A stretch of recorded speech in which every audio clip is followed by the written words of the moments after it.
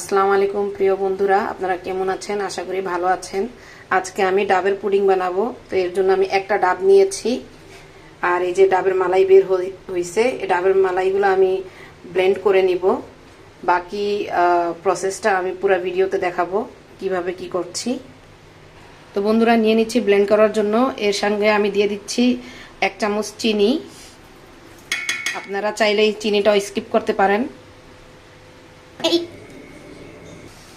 তো বন্ধুরা, যে ডাবের যে ভিতরে মালাই থাকে ওটাকে বের করে যে আমি ব্লেন্ড করে নিয়েছি, ওটা এখন আমি এভাবে গরম করে নিচ্ছি এবং এটাতে আগার আগার পাউডার দিয়ে দিব জেলি সিস্টেমে সেট হওয়ার জন্য। তো দিয়ে দিচ্ছি এখন আগার আগার পাউডার। ভালো করে নিয়ে দিবেন, আগার আগার পাউডারটা যাতে চাক্কা না হয়ে যায়। ডাবের মালাইটাকে যে সেট করার জন্য আমি প্লেটে ঢেলে নিয়েছি। যখন এটা ঠান্ডা হয়ে যাবে তখন কিউব করে নিব। বন্ধুরা, এই ডাবের পানিটা এখন এটাকেও জাল করব ইচ্ছা মতো, খুব ভালোভাবে জাল করব। পরে এটাতেও আগার আগার পাউডার মিশিয়ে দিব, তারপর এটাকেও সেট করব।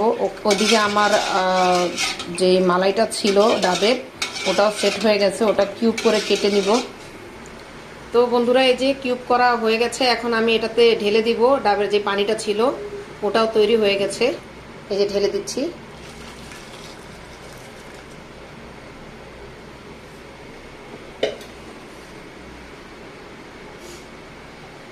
বন্ধুরা, আমার ডাবের পুডিং কমপ্লিট। দেখতে অত সুন্দর লাগতেছে না, কারণ আমার কাছে অত সুন্দর প্লেট নাই, চিকনা প্লেট নাই, যে কারণে আমি ডেকোরেটটা সুন্দর করতে পারতেছি না। তবে অনেক সুন্দর হয়েছে এবং ভালো হয়েছে স্বাদ। আপনারা পুরো ভিডিওটা দেখবেন এবং লাইক কমেন্ট শেয়ার করবেন, সাবস্ক্রাইব করবেন, আমার চ্যানেলটাকে ফলো করবেন, ডেইলি রুটিন বাই মিনারা। তো আপনারা সুস্থ থাকবেন, ভালো থাকবেন। আল্লাহ হাফিজ, আসসালামু আলাইকুম।